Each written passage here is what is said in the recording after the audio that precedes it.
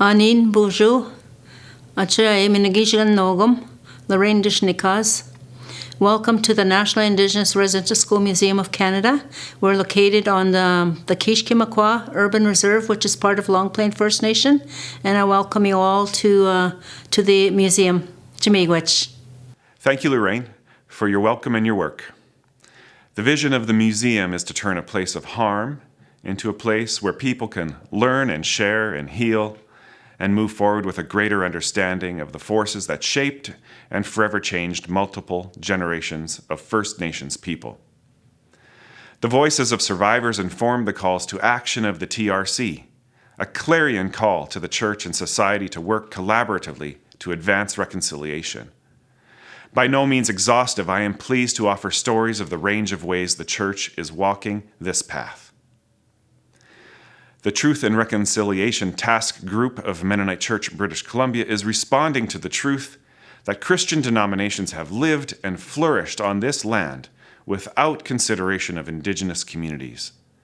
In establishing a reconciliation fund, they are imagining how they might support Indigenous-directed educational opportunities, which is especially important in light of the damage done by the residential school system.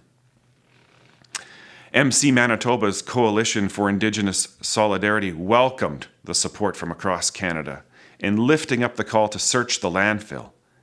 Mennonites gathered at the Brady Road landfill to stand together with family members and ecumenical friends who continue to call governments to search the landfills for the bodies of Morgan Harris and Mercedes Myron, highlighting the ongoing need for Indigenous women and girls to be protected.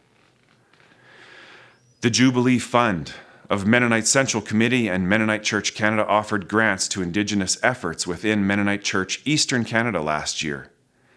Quilts for Survivors sends blankets to survivors of the residential school system as a symbol of support and respect and love. As well, we supported the All Nations Grand River Water Walk, an Indigenous-led ceremony to honor the river in prayer and song, expressing the beliefs and teachings that water is life, water has spirit, and without her, we would not be here. Making kinship connections between peoples is foundational to reconciliation.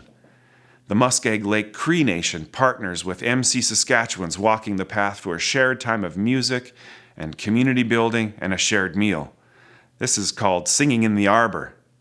The Buffalo Shout group within Mennonite Church Alberta's Calgary region also plans ways to break bread and build community with Indigenous neighbors. Members of Mennonite Church Canada also remind us that questions of a land-based sovereignty and safety for Indigenous peoples are global.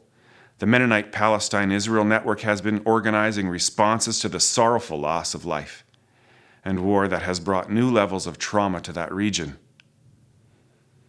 Mennonite Church members Annika Rayner and Tina Fairkaler spent time in Campeche, Mexico, listening to and learning from members of a Maya collective of native seed guardians, as well as Mennonite farming families, who have settled nearby, helping build bridges of understanding in that community.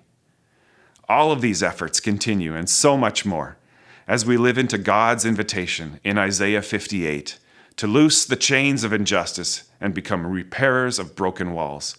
It is good to be with you and be church with you on this journey.